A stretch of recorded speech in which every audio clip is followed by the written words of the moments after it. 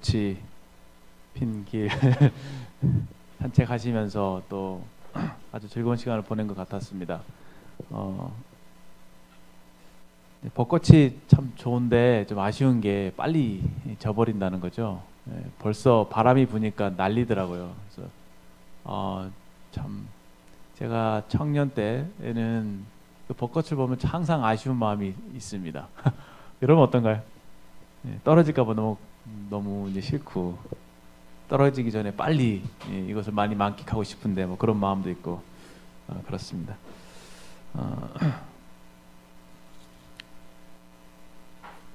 저희들이 계속 이제 요한일서 말씀을 교제하고 있습니다. 요한일서 오늘 몇 과죠? 4과인가요? 그렇죠? 4과 사귐을 저해하는 두 가지 위험입니다. 사귐을 저해하는 두 가지 위험.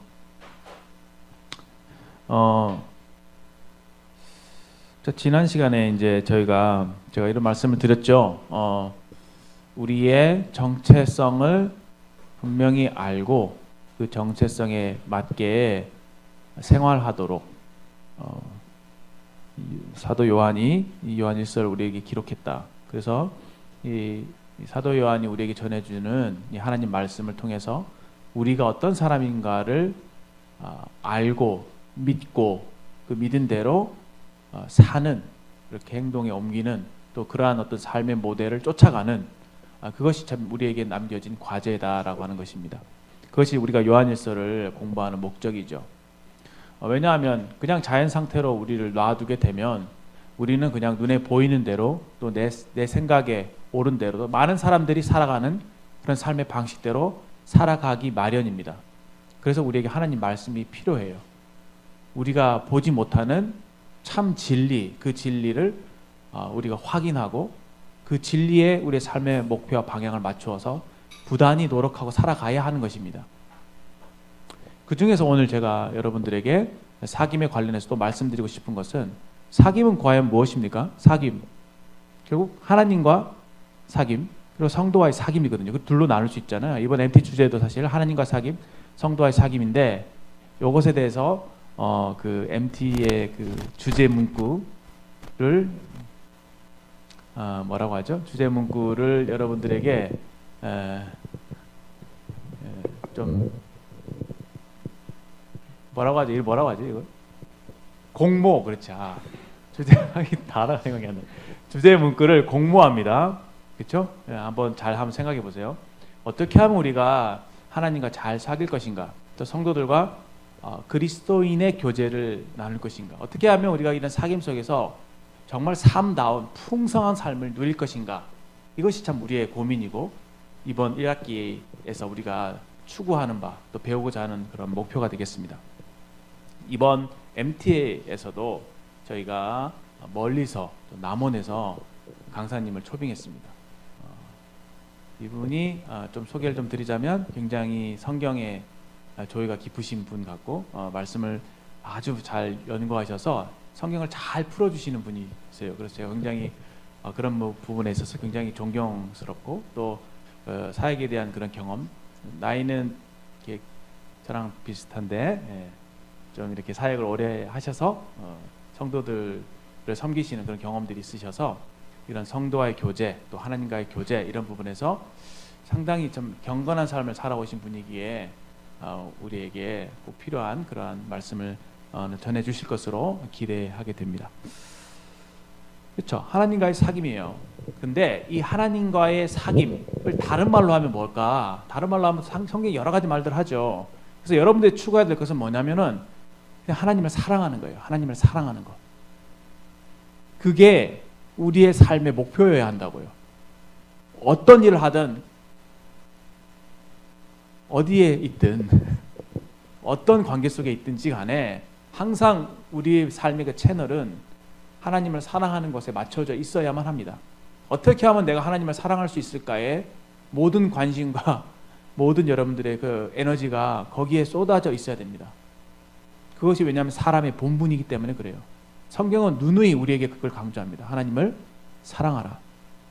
오늘 그 부분에 대한 말씀을 여러분들과 나누고자 하는 것입니다. 사귐을 저해하는 두 가지 위험 요소가 있는데, 첫 번째는 세상입니다. 세상을 사랑하는 것. 두 번째는 적그리스도입니다. 적그리스도. 이 두 가지가 어떻게 우리에게 그리스도인에게 있어서 부정적인 것들로 다가오는가?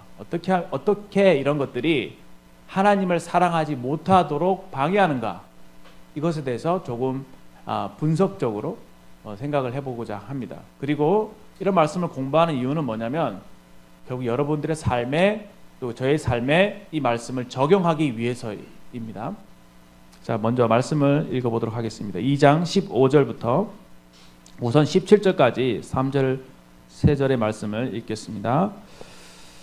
다 같이 한번 읽어볼까요? 시작. 이 세상이나 세상에 있는 것들을 사랑하지 말라. 누구든지 세상을 사랑하면 아버지의 사랑이 그 안에 있지 아니하니 이는 세상에 있는 모든 것이 육신의 정욕과 안목의 정욕과 이생의 자랑이니 다 아버지께로부터 온 것이 아니요 세상으로부터 온 것이라. 이 세상도 그 정욕도 지나가되 오직 하나님의 뜻을 행하는 자는 영원히 거하느니라. 참 여러 가지 부분을 생각해 볼 수 있습니다. 먼저 여기 세상이나 세상에 있는 것들을 사랑하지 말라 라는 말씀을 들었을 때 여러분 어떤 생각이 드세요? 솔직히 성경 너무한다, 그쵸? 성경 왜 이렇게 우리에게 어려운 것만 요구하고 있는 거지? 정직한 사람이라면 이런 질문을 하게 됩니다. 근데 여러분 정직하지 않으면 뭐 그런갑다 하고 넘기죠. 별 관심 두지 않습니다. 그런 태도가 성경을 굉장히 가볍게 여기는 태도로 전락할 수 있기 때문에 그런 태도는 좋지 않습니다. 계속 성경에게 질문을 해야 돼요. 왜 그렇게 주님 말씀하시지? 이런 질문들인 것이죠. 여기서 우리가 세상을 살고 있는데 실제로 세상을 누리고 있잖아요. 그렇죠? 세상이 좋죠. 좋기도 하잖아요. 세상에 있는 것들 얼마나 우리에게 즐거움을 주는 것들이 많습니까? 우리가 얼마나 세상에 있는 것들로 유익을 얻고 있습니까? 근데 왜 성경은 세상을 그렇게 저주하죠? 왜 세상을 그렇게 피해야 된다고, 세상을 사랑하지 말아야 된다고 얘기하는 걸까요? 질문이 한 가지 들죠. 근데 여기서 이제 세상을 사랑하면 그 이유를 말하고 있잖아요. 누구든지 세상을 사랑하면 아버지의 사랑이 그 속에 있지 아니하기 때문이다. 이렇게 되어 있거든요. 세상을 살아가지 말아야 될 이유는 아버지의 사랑이 없기 때문이다. 다시 말해서 이걸 좀 단순화해서 말씀을 드리면 세상을 사랑하게 되면 하나님을 사랑하지 못하게 된다 라는 말씀이에요. 그렇게 쉽게 이해하시면 됩니다. 실제적으로 그런 의미인 것 같아요. 제가 느끼기에도 내가 세상을 사랑하면 이상하게 하나님에 대한 사랑을 잃어버리게 된다고요. 그러니까 우리를 사랑하신 하나님이 우리가 하나님을 사랑하는 것을 잃어버리기를 원하십니까? 그렇지 않잖아요. 그러니까 세상을 사랑하지 말라고 얘기하시는 거예요. 왜냐하면 세상을 사랑하게 될 때 하나님을 사랑하지 못하게 되니까. 근데 굉장히 이걸 배타적으로 성경은 얘기하고 있습니다. 그럼 거기까지는 오케이, 좋습니다. 성경이 그렇게 말씀하시니까 내가 세상을 사랑하면 하나님의 사랑을 잃어버리니까 조심하라고 하시는구나. 좋습니다. 그럼 왜 그런가요? 왜 그렇게 배타적일 수밖에 없는 구조가 되어버렸나요? 라는 질문을 할 수 있겠죠. 16절에 이에 대해서 부연 설명을 합니다. 세상을 사랑하지 말아야 될 이유. 왜냐하면 세상에 있는 모든 것, 세상과 세상에 있는 것들이라고 했죠. 세상에 있는 모든 것이 육신의 정욕과 안목의 정욕과 이생의 자랑이래요. 어렵죠? 이것도 좀 어려운 단어입니다. 세상에 있는 것들을 그렇게 규명하고 있습니다. 세상은 어떤 특징이 있느냐, 또 세상에 있는 것들에는 어떤 특징이 있느냐면 육신의 정욕, 안목의 정욕, 이생의 자랑입니다. 이 두 가지로 좀 구분을 한다면은 정욕, 그렇죠? lust, 정욕, 정욕, lust죠. lust가 있고 그 다음에 자랑이 있습니다. pride. 자랑은 교만이죠. 쉽게 말하면 pride죠. pride. 이 두 가지의 우리가 흔히 얘기하는 죄악이죠. lust, 정욕이라고 하는 죄악과 여기 자랑이라고 하는 이 죄악이 있습니다. 이것이 다 아버지 하나님께로부터 온 것이 아니라 세상으로부터 온 것이라고 합니다. 그래서 세상을 사랑하지 말아야 된다 이렇게 말씀하고 있어요.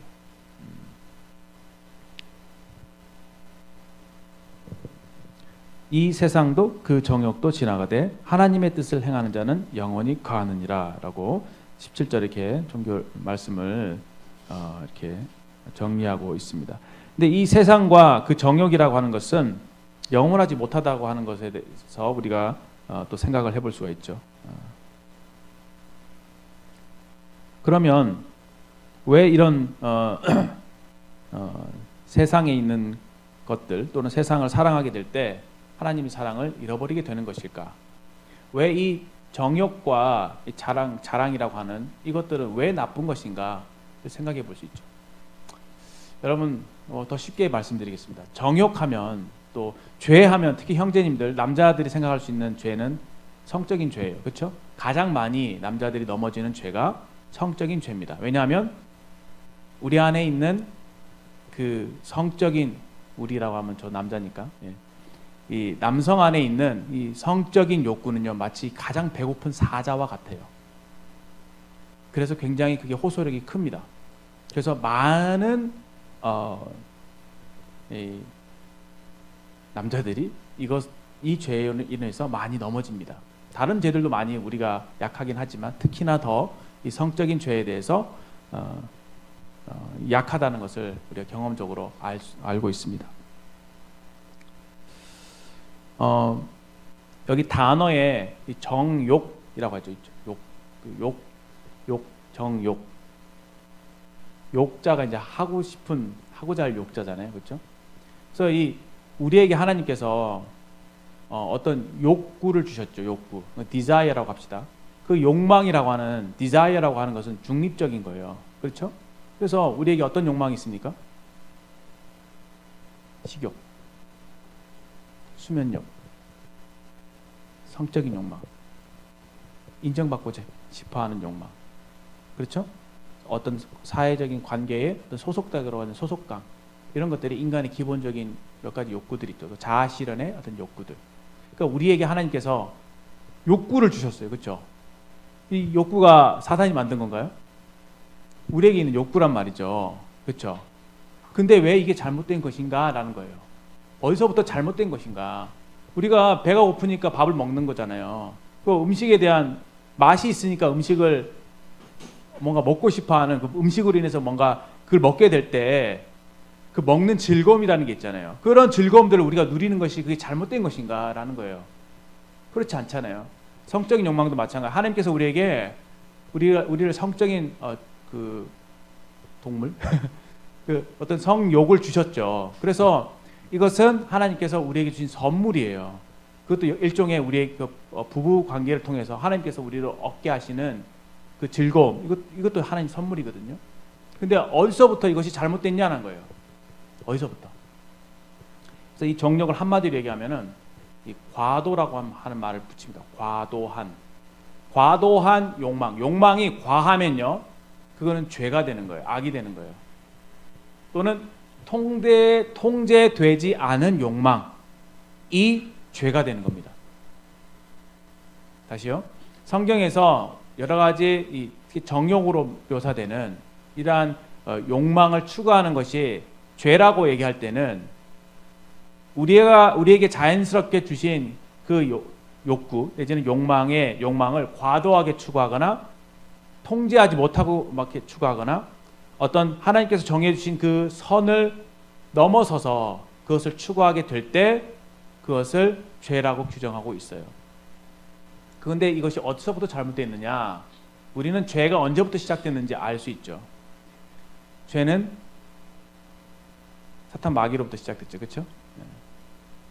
천상에서 하나님께서 마귀에게 루시퍼에게 아름다움을 주셨습니다.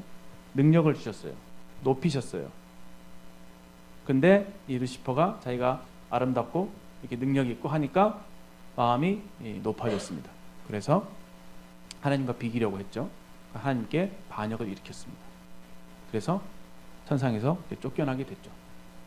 그게 이제 그 악의 시작이었죠. 근데 이 사탄이 이 죄악을 인간 세상에 가져옵니다. 가져와서 하나님께서 정상적으로 만들어 놓은 창조 세계 그리고 창조의 질서 이거를 깨버립니다. 깨요. 그러니까 사탄이 자기 위치를 떠나서 하나님 같이 되려고 하는 그 욕망은 흔히 말하는 교만이죠. 그렇죠?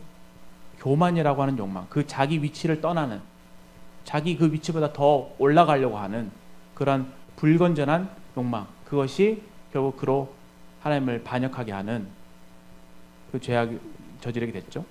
그래서 악이 시작됐는데 그 사탄이 이제 자기만 악을 가지고 있기를 원치 않고 이제 인간 세상에 쳐들어오죠. 그래서 이 죄를 인간 세상에 전염시킵니다.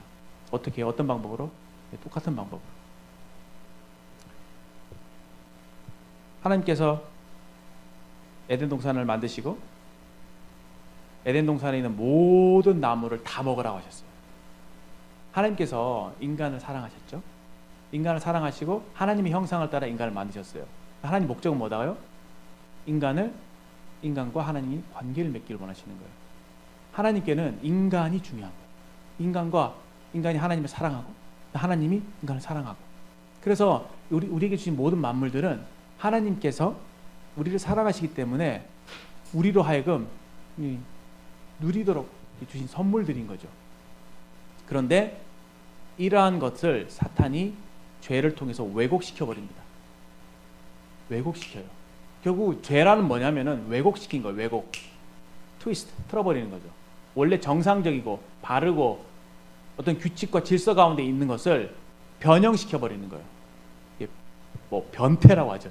변형시키고 왜곡시켜 버리는 거예요. 그게 위험한 겁니다. 어떻게 다가옵니까? 교묘하게 속이잖아요. 동상에는 다 나무 중에서 중간에 하나님께서 이제 그 두 나무를 두시는데, 예? 그 나무의 의미에 대해서는 둘째로 치더라도 선악과를 두셨잖아요. 그리고 하나님께서 딱 말씀하십니다. 동산에 있는 모든 나무는 다 먹어도 되지만 단 한 가지만 지켜줄래? 이 선악과는 먹지 말아줘. 이 약속 제발 지켜줘. 왜 하나님께서 그걸 만드셨을까요? 왜 그런 기준을 두셨을까요? 결국 하나님께 중요한 건 뭐죠? 우리 인간이 자발적으로 하나님을 사랑하고 순종하는지를 알고 싶고 그렇게 되기를 바라시는 거죠. 이해되십니까? 인간에게 사랑하셔서 하나님이 모든 것을 다 주셨어요. 만물로. 다 그냥 누리면 돼. 다 네 거야. 이게 하나님 마음이거든요. 근데 하나님 인간이 자발적으로 하나님 말씀에 순종하고 사랑한지 여부를 보고자 하셨던 겁니다. 그래서 이 선악과라고 하는 한 가지 기준을 두신 거예요. 이 선을 넘지 말아줄래? 이거죠. 우리에게 욕망을 주셨다고 생각하고 같은 비슷한 이치로 우리에게 정상적인 중립적인 욕망을 주셨죠. 배고프니 음식에 대한 갈망이 있죠. 자, 이거 먹어봐. 이거 맛있어. 먹어봐. 먹을 때 주님 너무 맛있어요. 하나님 맛있어요. 감사합니다. 그래서 그것을 누릴 수 있게 되는 것이죠. 그런데 어떻습니까? 이것이 왜곡되면 어떻게 돼요?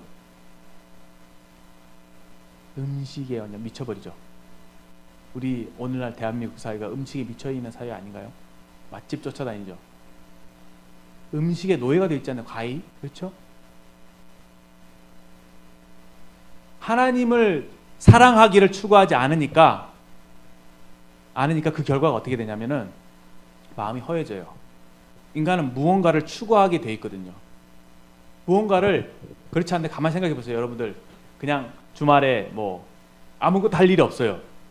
가만히 있어요. 그냥 집에 혼자 딱 있어요. 그럼 뭔가를 생각하잖아요. 뭘 생각합니까?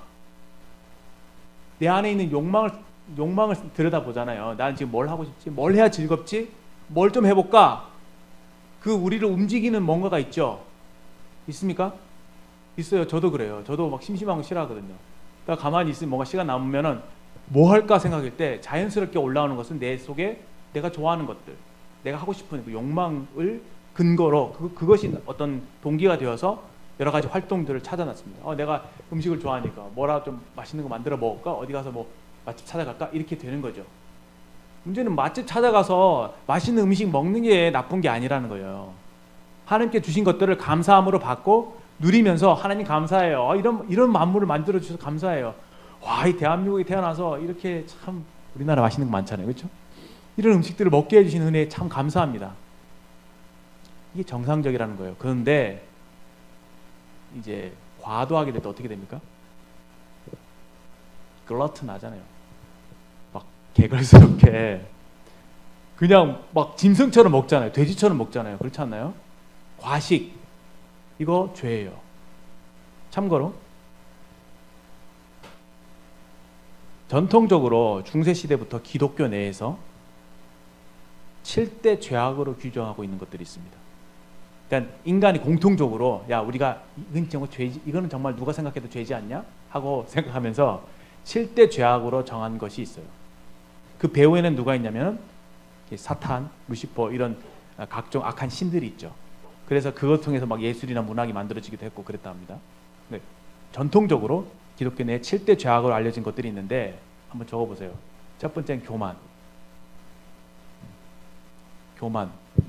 두 번째는 탐욕. 세 번째는 정욕, 색욕 하는 lust, 색욕. 네 번째는 질투. 다섯 번째는 먹보. 이거는 식탐이에요. 식탐, 쉽게 말하면 먹보, 식탐. 그다음에 여섯 번째는 분노예요. 건전하게 정상적으로 불의에 대해서 어떤 화를 낼 수 있지만 그것이 과하면요, 과한 분노를 말하는 거예요, 그렇죠? 그다음에 일곱 번째 게으름이에요. 놀랬죠? 게으름이 죄래요. 잠언 말씀에 잠자기를 좋아하는 거 있죠? 저 그런 죄 많이 져서 젊었을 때 그냥 미쳐라고 자는 거예요. 그냥 죽으라고 자는 그런 적 있죠? 그냥 죽으라고 게을러. 죄악이래요, 게으름이. 와, 놀랍죠? 한번 보세요. 한 가지 따져볼까요? 아까 제가 정욕은 얘기했죠. 다 한 가지 얘기해볼까요? 자, 가장 큰 거, 정욕. 하나님은요, 정상적인 부부관계, 이 부부관계라고 하는 것은 뭐냐면은 한 인간이 다른 인간을 평생 책임지고 그를 위해서 헌신적으로 사랑하기로 서약한 사람들의 관계예요. 이해됩니까? 심지어는 기독교인인 성경이 말하기를 남편은 아내를 위해서 그리스도께서 위하여 자기 몸을 주심같이 그냥 죽기까지 사랑하라는 얘기잖아요, 그렇죠? 그 정도의 헌신으로 이 아내를 내가 책임지겠다 라는 그런 서약의 관계를 맺었을 때만 하나님이 성적인 관계를 하도록 허용하신 거예요. 그 정해진 가정이라고 하는 테두리 내에서, 그 테두리 내에서 그것을 마음껏 향유할 수 있도록 하신 거예요. 그렇기 때문에 이 청년 시기에는 그것이 굉장히 힘들고 그 시험으로 다가올 수 있는 것이죠. 그런 어떤 결혼 관계가 아닌 결혼 관계를 벗어나서 그것을 추구하는, 그것을 행하는 그런 것들은 반드시 죄일 수밖에 없는 것입니다. 왜냐하면 하나님께서 그렇게 정해 놓으셨기 때문에. 그러니까 얼마나 하나님께서 인격적인 분이시라는 걸 알 수 있죠. 아내와 남편이 사랑하는 그 관계 속에서 그 서로를 존중해 여기고 정말 서로를 위해주고 정말 헌신적으로 또 이타적으로 사랑하는 그 관계 속에서 이 성도, 성적인 그런 활동도 굉장히 그런 면과 유사해요. 그래서 그걸 추구할 수 있게 하나님께서 선물로 부부에게 주신 것입니다. 근데 그거를 벗어나잖아요. 어떤 형태로든 그 하나님께 정해놓은 그거를 벗어나면 그것이 혼전 그것이 됐든, 그렇죠? 무슨 동거 관계에서 그렇게 하든 오늘 같이 막 엄청나게 왜곡이 돼갖고 남자 여자 이렇게 결혼해서 하든 다 변태고 다 왜곡된 것들이에요. 하나님께서 아름답게 만들어 놓으신 그것을 인간이 다 변형시킨 거예요. 그 배후에 누가 있다요? 사탄이 있다고. 사탄. 왜 우리가 세상을 사랑하지 말아야 되냐면요. 왜냐하면 모든 사람이 죄를 범했어요. 모든 사람이 사탄의 노예가 되어 있습니다. 세상에 있는 모든 사람들은요, 지금 우리 그리스도 안에 있는 사람들을 제외한 그리스도가 없는, 하나님이 없는, 저 하나님을 모르는 모든 사람은 사탄의 노예일 수밖에 없고요. 사탄이 그들을 어떻게 노예로 잡아끄냐면 우리에게 주신 정상적인 욕망들을 왜곡시켜서 우리로 하여금 죄를 범하게 만드는 거예요. 그래서 하나님을 잃어버린 세상 사람은 어떤 모습으로 나타났냐면, 예레미야 2장 13절에 내 백성이 두 가지 악을 행하였나니 첫째는 생수에 근원된 나를 버린 것과, 그것이 흔히 말하는 원죄예요. 하나님을 버린 것, 하나님께 반역을 일으킨 것, 내가 내 삶의 왕이 되어서 하나님 없이 살아가는 것. 세상 모든 사람들이 그런 모습이죠. 그런데 하나님을 잃어버리니까 사람이 어떻습니까? 마음이 허해지죠. 공허합니다. 심심해요. 막 미치겠는 거죠. 그래서 인간이 뭔가를 추구하게 되는데 스스로 웅덩이를 판다고요. 웅덩이를 파서 물을 찾습니다. 내 이 물을 마시면 뭔가 만족이 될까? 이렇게 하면 즐거울까? 이렇게 하면 정말 삶의 의미를 찾을 수 있을까? 고군분투하는 거예요. 근데 찾을 수가 없죠. 왜? 우리 마음은 하나님으로 채워줄 수 있는데, 그렇게 우리를 만드셨는데 하나님으로 채우지 않으니까 이제 사탄이 기회를 잡는 거죠. 그래? 너 마음 비어있지? 네 속에 이게 있잖아. 이런 욕망들을 한번 채워봐. 이걸 한번 추구해봐. 이걸 해봐. 만족할 거야. 해봐. 그래서 여러분들 이런 얘기 많이 듣잖아요. 저렇게 돈도 많고 인기도 많은, 저렇게 예쁘고 잘생기고 저런 연예인들이 왜 또 마약 같은 거 하지? 어떤 중독에 빠지잖아요. 속는 거거든요. 계속 쾌락의 노예가 되어서 이렇게 하면 즐거울까? 저렇게 하면 즐거울까? 그래서 그것을 계속 추구하는데 그것이 양파 껍질처럼 까도 실체가 없는 거예요. 계속 파고들죠. 계속 정상적으로 성적인 거 생각해 봅시다. 세상 사람들 추구하는데 그래도 만족이 안 되니까 어떻습니까? 계속 변태적인 것을 요구하잖아요. 계속 그 욕망의 노예가 돼서 더 다른 거 더. 근데 그게 안 되잖아요. 그게 결국 이제 마약하고 완전히 약물로 의존해서 굉장히 쾌락을 추구하다가 이제 가버리는. 제가 이 정도까지 말씀드려도 무슨 말 하는지 잘 이해하실 겁니다. 그러니까 사탄이 그렇게 한다고요. 그래서 세상 사람들이 추구하는 것들을 잘 보면 여기 나와 있는 것처럼 하나님을 잃어버린 사람이 스스로 만족을 얻기 위해서 추구하는 모든 것들을 들여다보니까 육신의 정욕과 안목의 정욕과 이생의 자랑이다라는 것이죠. 이 안목의 정욕이라고 하는 것은 계속 보고자 하는 욕망이죠. 우리 안에 그런 욕망이 있나요? 있죠. 있어요. 쇼츠, 릴스. 그게 참 희한하죠. 그 왜 그러냐고 이제 과학적으로 어떤 분들이 분석을 하는데 이게 도파민 중독이래요. 짧은 영상을 이렇게 보면은 그 안목의 정욕이죠. 욕망이 있단 말이죠. 그러니까 그걸 보고 있으면은 도파민이 나온대요. 근데 문제는 뭐냐면 이 도파민이라는 이 우리 안에 있는 행복하도록 만드는 그 호르몬이 이거 익숙해지는 거예요. 그러면 다음에 이 호르몬이 나오려면 더 강한 자극이 와야 된대요. 그러니까 계속 추구하죠. 계속 더 다른 거, 더 새로운 거, 더 깊은 거, 더 진한 거, 더 자극적인 것들을 우리 눈이 요구하는 겁니다. 안목의 정욕. 근데 문제는 뭐냐면 이 자체로도 하나님을 떠나서 스스로 웅덩이를 판 걸 하나님이 죄악이라고 했잖아요. 하나님 버린 것이 첫 번째 죄고, 버렸는데 그 공허한 마음을 가지고 하나님 나 너무 외로워요. 하나님 내가 정말 괴롭습니다. 내가 하나님 앞에 나옵니다. 무릎 꿇고 나올 게 아니라 스스로 웅덩이를 판 것이 잘못이라고 했잖아요. 계속 하나님 말고 다른 것들을 추구하는 것. 그래서 이제 이런 여러 가지 쾌락들, 우리 인간에 있는 잘못된 왜곡된 욕망들을 추구하게 되는 겁니다. 하나님 이렇게 말씀하시죠. 너희가 하나님과 재물을 겸하여 섬길 수 없다.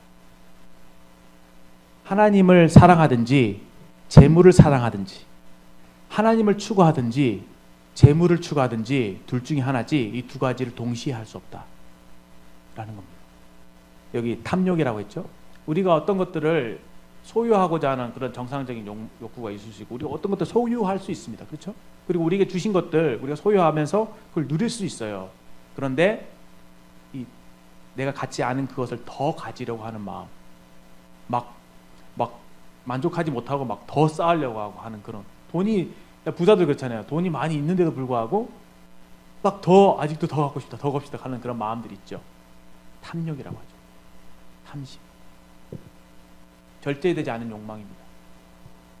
건강하지 않는 것이죠. 근데 이 재물에 대해서도 그렇죠. 돈을 사랑하는 것.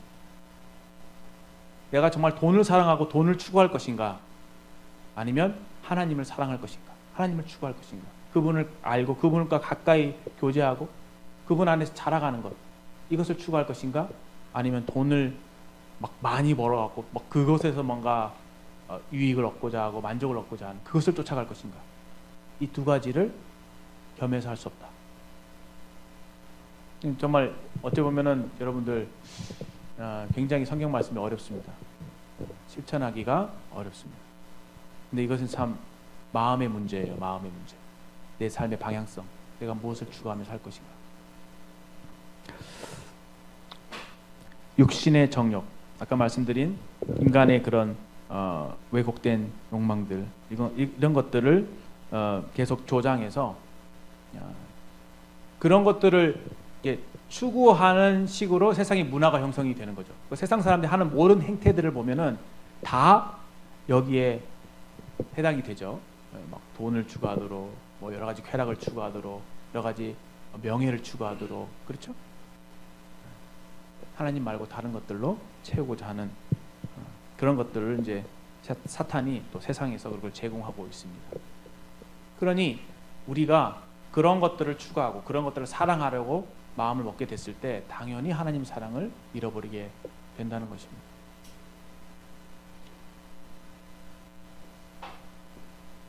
여기 이생의 자랑도 나오죠. 이생의 자랑. 자랑이라고 하면 프라이드잖아요.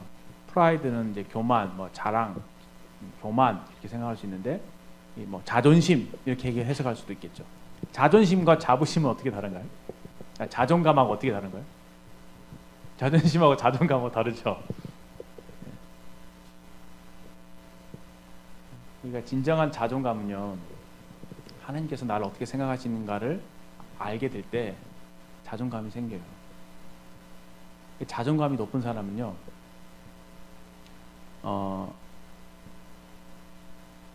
그 자존심을 내세우지 않습니다.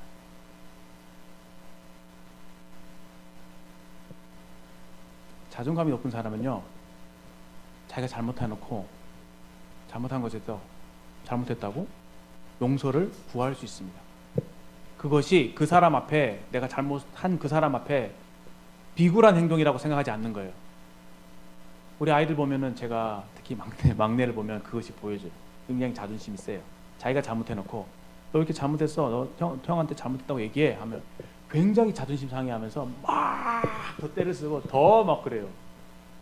근데 알죠? 이거 자존심 상해서 이런 거 알죠? 근데 그걸 가르쳐주고 싶은 거예요. 다른 사람을 높여주고 다른 사람에게 내가 잘못했어, 용서해줘 라고 말하는 게 결코 비굴한 행동이 아니라니까요. 그건 정말 자존감이 높은 사람이 할 수 있는 행동이에요. 제가 그걸 정말 깨닫게 되더라고요. 주님의 사랑이 어떤 것인지 알고 주님의 용서가 어떤 것인지 아니까, 정말 주님을 제대로 아니까 자존감이 높아질 수밖에 없어요. 그래서 남이 나보다 높아져도 괜찮아요. 내가 남을 그 사람이 나를 높여주지 않아도 내가 그 사람을 높여주는 게 좋아요. 오히려. 왜? 그게 더 명예로운 것이라는 것을 아니까, 그게 주님을 닮은 모습이라는 걸 아니까 제 자존감이 높아지는 거예요. 사람들 앞에 자존심을 세울 이유가 없는 거예요. 남이 나를 인정해 주지 않아도 괜찮은 거예요. 왜? 하나님 나를 인정해 주시니까. 성경 말씀 여러분들 많이 보시면서 예수님을 많이 아셔야 됩니다. 그리고 그대로 믿으셔야 됩니다. 그럼 정말 여러분들 자존감이 높아져요. 그럼 진정하고 여러분들 겸손한 사람이 되고요. 그렇게 하게 될 때 인간관계에서도 제가 생각하기에는 참 좋은 사람이 돼요. 참 겸손한 사람, 참 다른 사람을 높여줄 줄 아는 사람, 그런 아름다운 사람이 될 수 있는 것 같아요. 우리 주님이 그런 분이시니까. 그렇죠? 근데 하나님을 사랑하지 않는 사람, 하나님을 떠난 사람은요, 외롭잖아요. 내가 나를 돌보지 않으면 누가 나를 돌봐줍니까? 그러니까 내가 부단히 나를 높이려고, 나를 돌보려고 막 열심히 돈 벌려고 하고, 그렇죠? 여러 가지 자기를 높이고 명예를 높이고 자기 위치를 굳히고 자기 자리를 지키려고 하고 돈을 통해서 힘을 과시하려고 그러고 난 나를 무시하지 못하게끔 하려고 하고 그렇잖아요. 왜? 나를 돌보는 분을 잃어버렸기 때문에. 근데 여러분들 돌보시는 분이 계시죠? 하나님 정말 여러분들 사랑하시고 여러분들이 여러분을 위하는 것보다 또 제가 제 자신을 위하는 것보다 하나님 정말 저를 위하시고 여러분들 위하세요. 그래서 예수님이 이 땅에 오셨을 때 그러셨잖아요. 공중에 나는 새를 봐라. 저 미물들도 하나님께서 다 귀하게 여기시고 다 먹이시고 입히시는데 하물며 너일까 보냐. 이 믿음이 적은 자들아, 아버지께서 너희를 다 돌보셔. 아버지를 믿어줄 수 있겠니? 근데 하나님을 잃어버렸기 때문에 인간이 스스로를 보호하려고 하는, 자기 자존심을 지키려고 하는 그 노력의 일환으로서 여러 가지 자랑하는 것들을 만들어냅니다. 그것이 뭔가 나를 보호해주고 나를 높여줄 것으로 생각하는 것이죠. 이것이 하나님께로부터 온 것이 아니래요. 문제는 이러한 것들을 사탄이 또 세상이 우리에게 제공함으로 인해서 우리가 그 하나님을 사랑하는 것이 아니라 그런 것들을 쫓도록 우리를 유혹한다고 하는 거예요. 그런데 흥미로운 것은 우리가 하나님을 사랑하는 쪽으로 인생의 방향이 딱 맞춰지면 내 삶의 모든 것들이 질서를 잡습니다. 모든 것들을 다 누릴 수가 있어요. 감사함으로 받을 수가 있어요. 하나님 말씀 안에서 모든 것들을 통제할 수가 있습니다. 그때 비로소 하나님께서 창조하신 원래의 그 샬롬, 그 질서, 그 아름다움, 그것들을 회복할 수 있고 우리에게 주신 모든 것들을 누릴 수가 있어요. 세상에 우리가 살잖아요. 그렇죠? 세상에 살고 세상의 것들 누리고 있죠. 세상에 맛집 쫓아다니고 괜찮습니다. 하나님을 사랑한다면. 결국 이런 거죠. 뭐 형제 자매 몇 명과 함께 맛집을 갔어요. 그렇죠? 먹는데 막 서로 대화도 안 하고 그렇죠? 막 먹기 바빠갖고 막 개걸스럽게 먹는다면 그게 뭡니까? 그렇죠? 이건 인간의 존엄성에 대한 훼손이잖아요. 우리가 그런 존재가 아니란 말이죠. 그렇죠? 데이트하러 갔다 생각해봐요. 나중에 여러분들 그렇죠? 선을 보든지 데이트하러 했어요. 가장 소중하게 여기는 자매님 앞에 두고 딱 있는데 좀 배려해주면서 의자도 땡겨주고 그렇죠? 맛있는 음식이 있으면 좀 먼저 이렇게 덜어주면서 이렇게 배려해주고 그렇죠? 숟가락도 이렇게 제대로 좀 놔드리면서 먹을 때 또 이렇게 또 뭐 냅킨 같은 것도 챙겨주면서 물 같은 것도 따라주면서 상대에 대한 배려와 함께 상대 존중이 여기는 그런 가운데서 서로 음식을 즐겁게 나누면서 즐겁게 웃으면서 대화하면서 이 음식 참 맛있네요 하면서 어떤 음식을 좋아하세요? 그 상대방에 대한 그런 교제, 그렇죠? 관계 이 아름답잖아요. 그렇게 하면은. 근데 와 내가 좋아하는 뭐 랍스터 먹으러 왔어 하면서 막 잠깐만 좀 기다려보세요 하면서 와 개걸스럽게 먹는다면은 그러면은 바로 이제 바로 아닙니다. 아웃입니다. 그 뒤로 다시는 못 만납니다. 이해되십니까? 무슨 말인지? 네. 사랑하기를 추구하는 것. 사람을 존중히 여기는 것. 사람이 우선이다. 그랬을 때 우리의 욕망을 그 하나님을 사랑하는 그 밑에다가 통제할 수 있는 것이죠.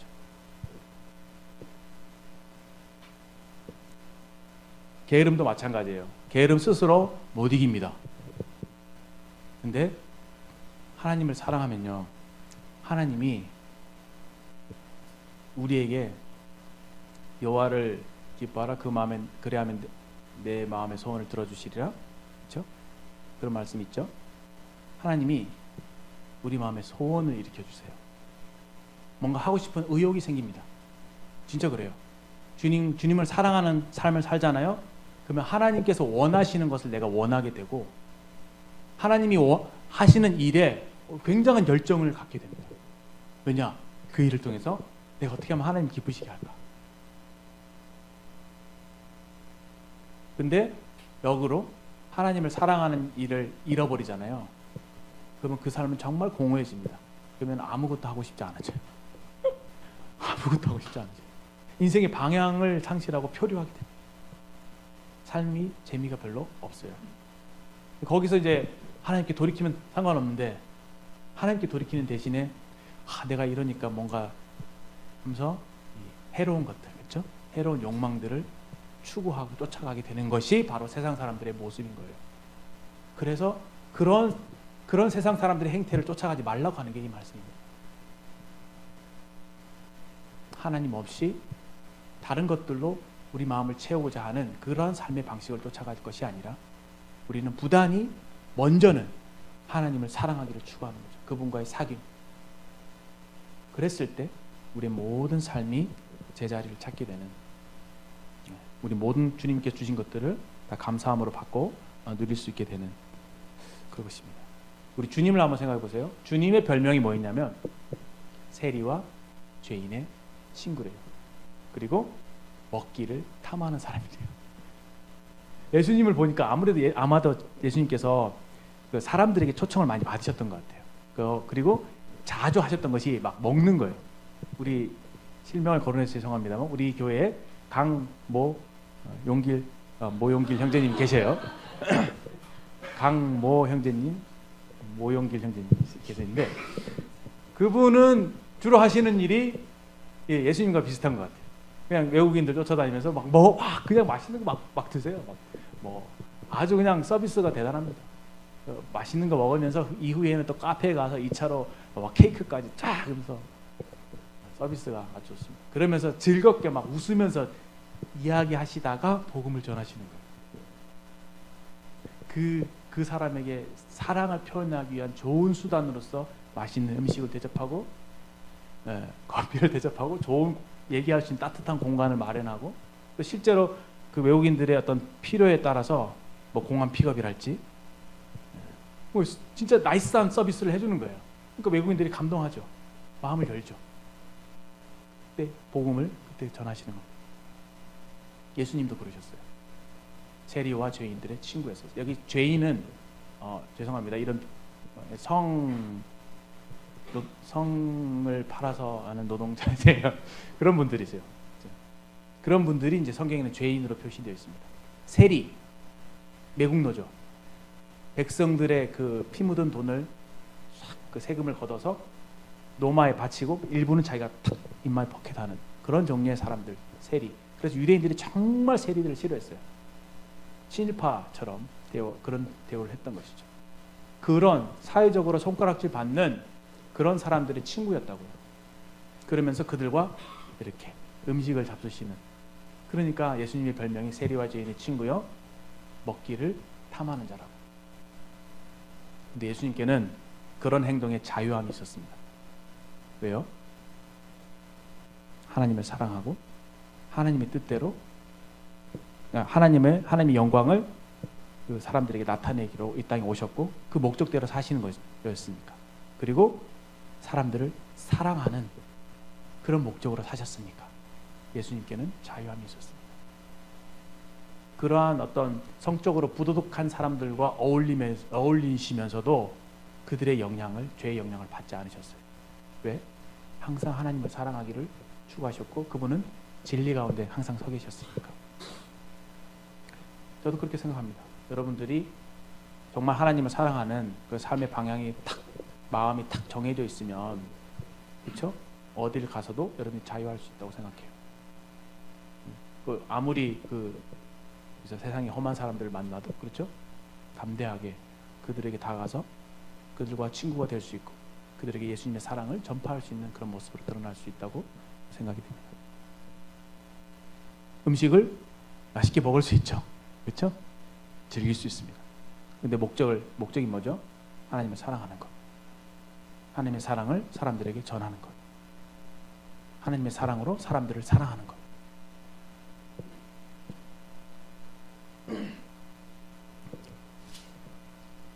여기 이 세상도 그 정욕도 지나가되.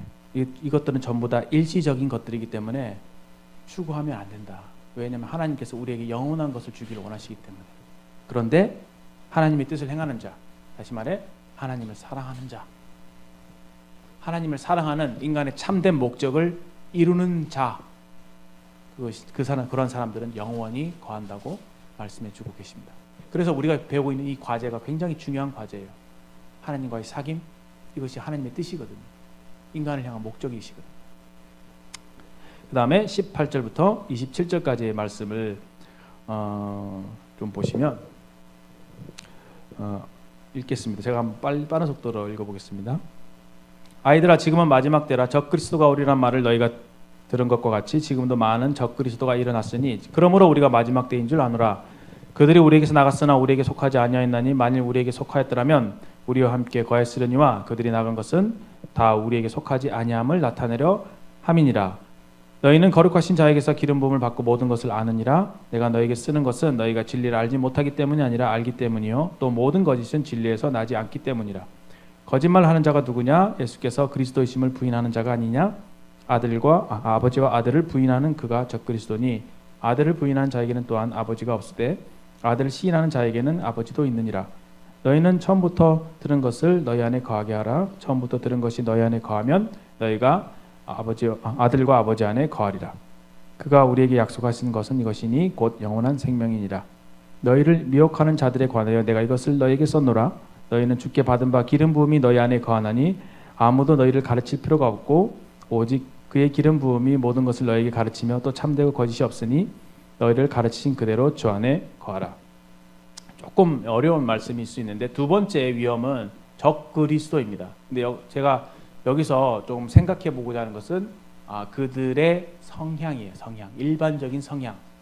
그래서 적그리스도적인 성향에 대해서 우리가 주의할 필요가 있습니다. 때로는 우리가 이러한 유혹을 받기도 하거든요. 그 실체는 뭐냐면은 교만이에요. 교만.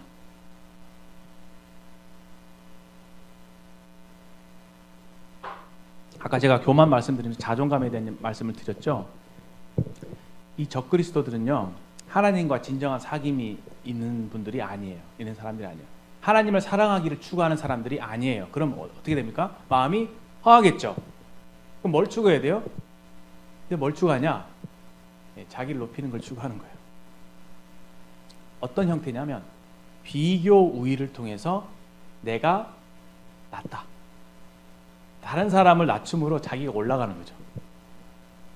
교회 안에서 그럴 수 있습니다.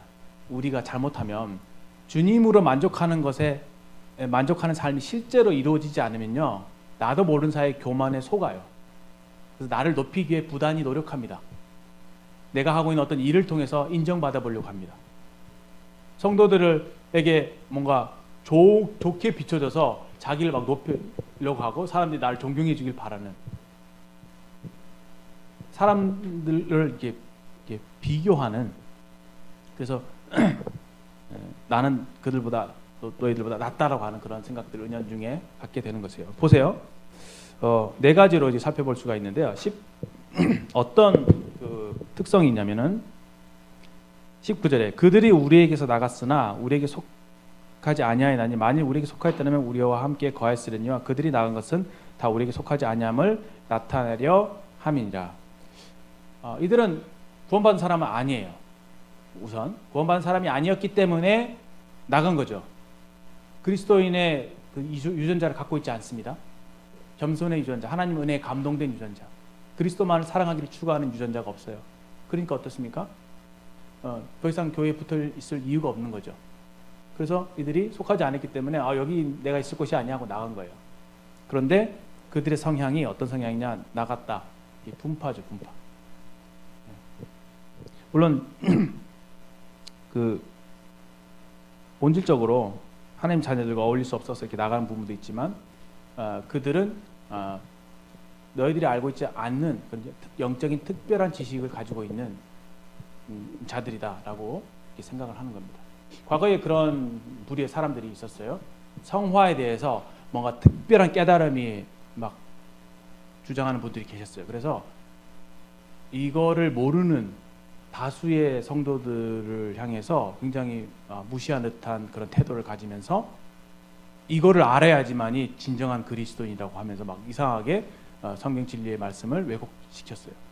그러니 결국은 그들이 막 어쩔 수 없이 이제 분당을 짓고 분파를 짓고 그래서 나가더라고. 그런 성향, 분파적인 성향, 이제 사람을 나누는 성향. 그래서 나는 좀 너희들과 좀 차원이 달라라고 생각하는 그런 성향들. 그것이 적그리스도의 성향이었습니다.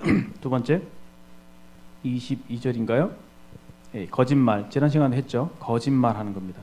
어떤 거짓말을 하냐면 예수님과 그 아들 하나님을 이제 부인하는 그러한 자들이 이제 적그리스도라고 말씀하고 있죠.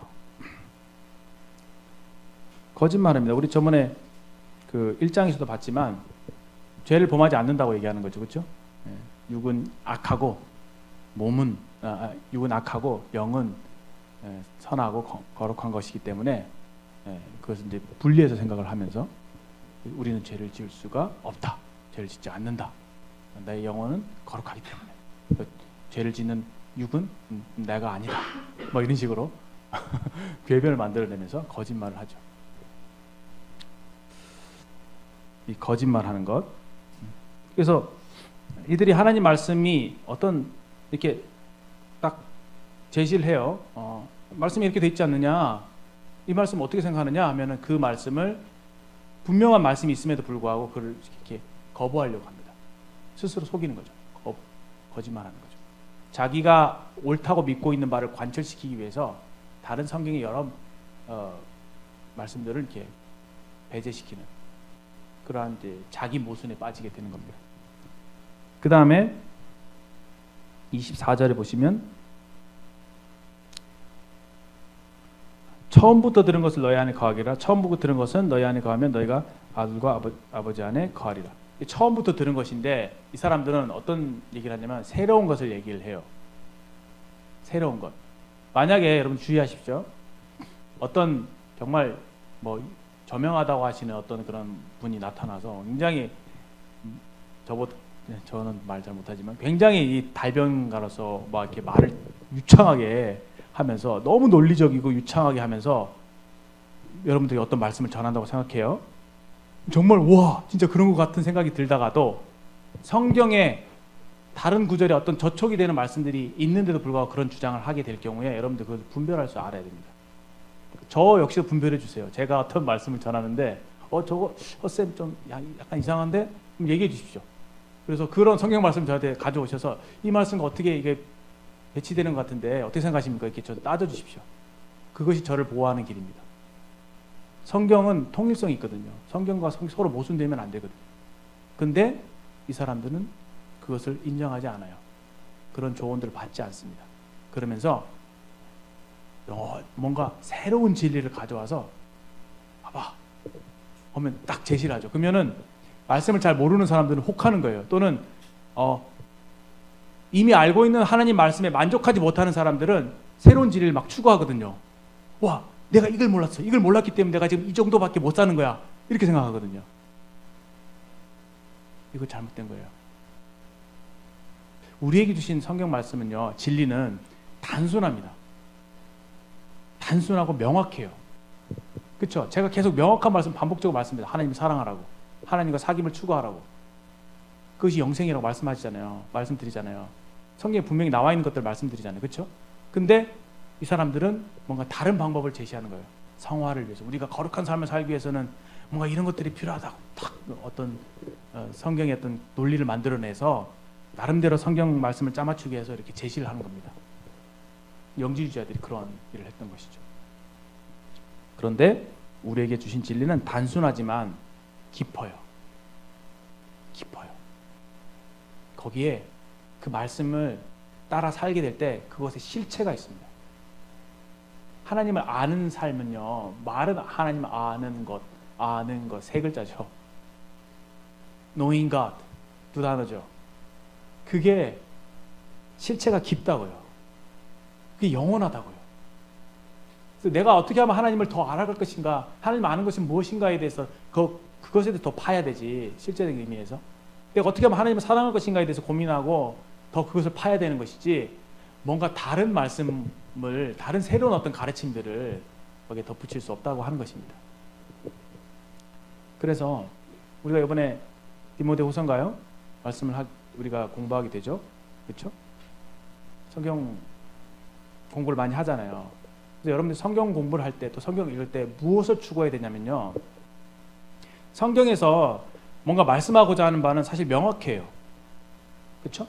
명확합니다. 거기에 무슨 다른 뜻이 있거나 다른 뭐 깊은 뜻이 있거나 그런 건 아니에요. 명확한데, 마음 자세를 내가 하나님을 사랑하기를 추구하면요, 내가 어떻게 하면 이 말씀을 대로 살아서 이 말씀을 순종해서 하나님을 기쁘시게 해드릴까, 그런 자세로 성경 공부를 해야 된다는 거예요.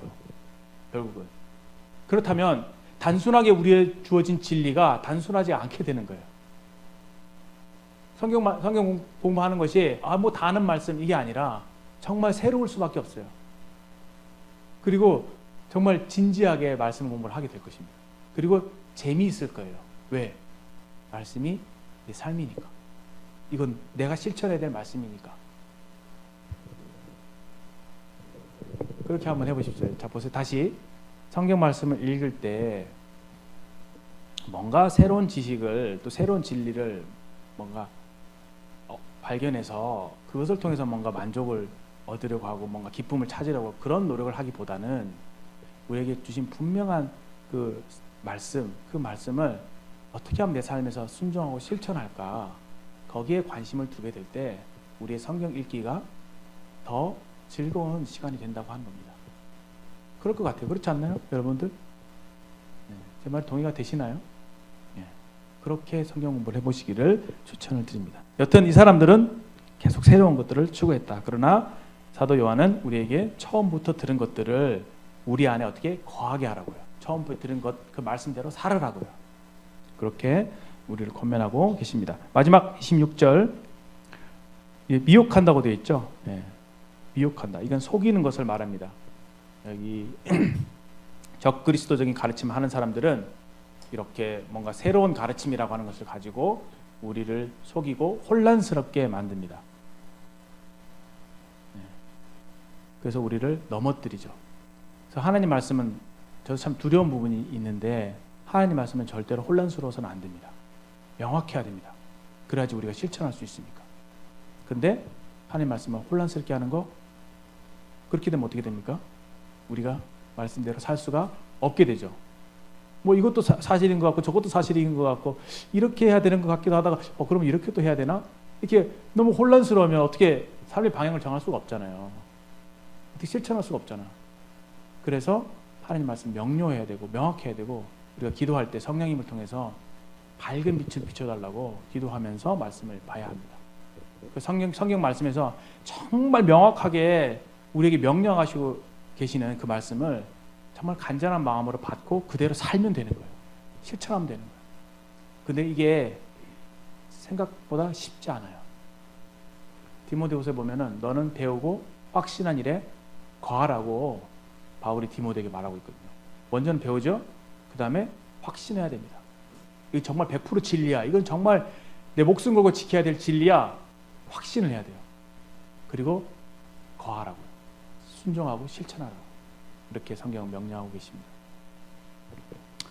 그 네 가지, 이들의 태도는 분파고 거짓말이고 새로운 것을 얘기하고 또 속이고, 이런 네 가지 성향들이 있는데, 이것들을 주의할 것을 말씀하면서 우리에게 주신 분명한 계명, 하나님을 사랑하고 이웃을 사랑하고 하나님과 교제를 추구하고 성도와의 사귐을 추구하는 그런 삶이 우리에게 이루어질 수 있기를 바랍니다.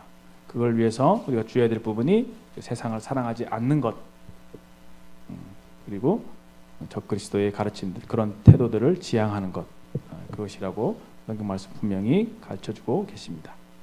27절 마지막에 그렇게 돼 있죠.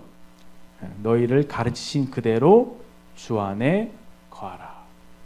여기 기름 부음이라고 하는 것은 성령이죠. 성령이 우리 안에 계시기 때문에 아무도 가르칠 필요가 없다고 하는 말씀은, 우리가 이렇게 뭐 뭐 성경 말씀 공부할 필요 없고 누구 뭐 교사가 필요 없고 그런 말씀이 아니에요. 우리에게 성령님을 주셨기 때문에 우리가 성령님을 의지하는 가운데서 성경 말씀을 배우고 공부해야 된다, 그런 말씀입니다.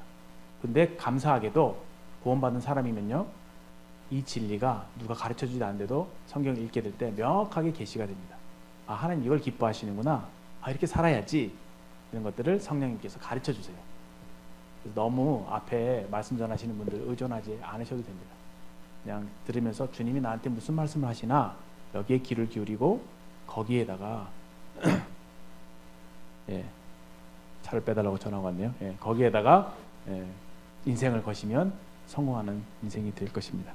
자, 그러면 오늘 여기까지 하고요. 그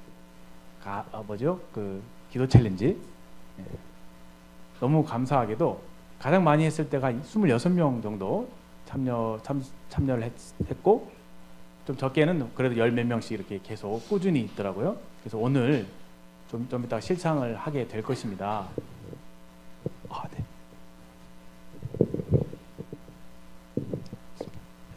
맞습니다. 그래서 오늘 기도 챌린지가 끝났죠, 어제까지. 그렇죠? 네. 자, 다 하신 분 혹시?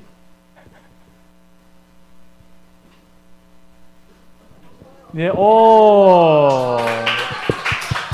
한 분? 두 분, 이진사님. 우와, 예. 저는 제가 처음 말씀드렸죠? 한 명만 따라와도 나 이거 뭐 할 거다. 왜냐면 나를 위해서 할 거다. 그랬는데,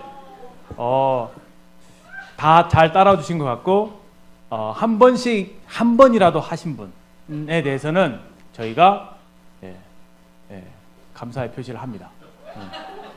표시를 한다고요. 선물이 준비되어 있습니다. 어려워요. 기도 챌린지를 한 이유가 뭐냐면 기도가 어렵기 때문에 기도 챌린지를 한 거예요. 저를 위해서 했습니다. 근데 여러분들 같이 해주셔서 너무 감사드리고, 정말 기도는 어려워요. 그렇기 때문에, 그러나 정말 중요해요. 그러니까 기도하면서 기도를 배워갈 수 있으면 좋겠다는 생각이 들고, 혹시 좀 기도에 탄력이 붙었다, 이제 시간 걸지 말고 했으면 좋겠다 하는 분들 1시간 기도 한번 해보시죠. 사실은 이게 1시간은 해야 돼. 근데 제가 해보니까 보세요. 저도 기도 제목만 나열하니까 15분, 이제 가장 오래 하면 15분 하겠더라고요. 기도 제목만. 제가 사돈의 8천에 뭐 구구절절히 여러분들 기도 제목 한 명 한 명 이름 다 외워가면서 해도 15분이면 끝나더라고. 그 간구의 기도로서는 기도 못 채웁니다. 근데 제가 정말 팁을 드릴게요. 먼저 말씀을 보세요. 말씀을 큐티 하죠. 큐티 본문 통해서나 아니면 통독을 하죠. 그 주님이 뭔가 한 가지라도 한 말씀에서 깨우쳐 주신 말씀, 묵상이 될 만한 말씀, 그거 메모하세요. 메모하시고 그거 한번 10번 한번 읽어보세요. 그 말씀. 그러면은 뭔가 한 번, 두 번, 세 번, 네 번, 다섯 번, 10번 정도, 100번 정도 읊조리면 뭔가 마음속에 다가오는 진리가 있을 거예요. 다가오는, 만약에 예를 들어서 그의 평생의 선하심과 인자하심이 정녕 나를 따르리니 내가 여호와의 집에 영원히 거하리로다. 시편 23편 6절 뭐 이렇게 되잖아요. 선하심과 인자하심이 나를 따른대요. 선하심과 인자하심이 나를 따른다. 선하심과 인자하심이 나를 따른대요. 계속 반복하다 보면 그 진리가 여러분 마음을 가득 채울 거예요. 그러면 이제 여기서부터 예배를 하는 거예요. 기도 타이머 딱 눌러놓고, 안 누르지 않으셔도 상관없지. 그거 계속 읊조리면서 묵상을 꼬리에 꼬리를 물면서 그 말씀 가지고 하나님과 대화하는 거예요. 여러분의 삶을 그 말씀에 비춰가면서, 하나님 제가 이런 일들이 있는데 여기에서 하나님 선하심이 이렇게 드러났고, 그렇죠?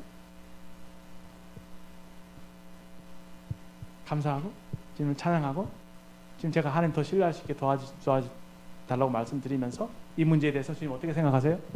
주님이 이렇게 말씀하셨으니 제가 앞으로 이렇게 하겠습니다. 이런 식으로 하나님과 대화하시라고요. 다시 기도는 하나님과 사귐이죠. 대화죠. 대화는 뭡니까? 대화는 상대방에게 관심을 갖는 거예요. 그게 핵심이에요. 여러분 둘이 대화하잖아요. 대화할 때 진정한 대화는 그 사람에게 관심을 갖는 거라고요. 하나님과 대화하는 건요, 하나님에게 관심을 갖는 거예요. 하나님 외에 다른 것들보다도 하나님이 어떤 분이신지에 관심을 갖는 거예요. 하나님 정말 뭘 좋아하시지? 하나님 어떤 분이시지? 하나님 나에게 뭘 원하실까? 하나님 뭘 즐거워하실까? 하나님 내가 어떻게 하면 하나님을 기쁘시게 해드릴 수 있을까? 그 하나님에게 관심을 갖는 거라고요. 그게 핵심이라고요. 그렇게 그런 마음을 딱 먹고 나면은 기도가 그 방향으로 가겠죠. 그러면 여러분들이 마음에 하나님의 사랑으로 가득 채워질 거예요. 그렇게 기도하고 나면요, 진짜 마음이 가득 찬 느낌으로 하루를 시작하게 되면 무슨 일을 해도 잘 풀려요. 왜냐? 내가 변화되어 있기 때문에. 잔소리 많이 해서 죄송합니다. 기도하고 마치겠습니다.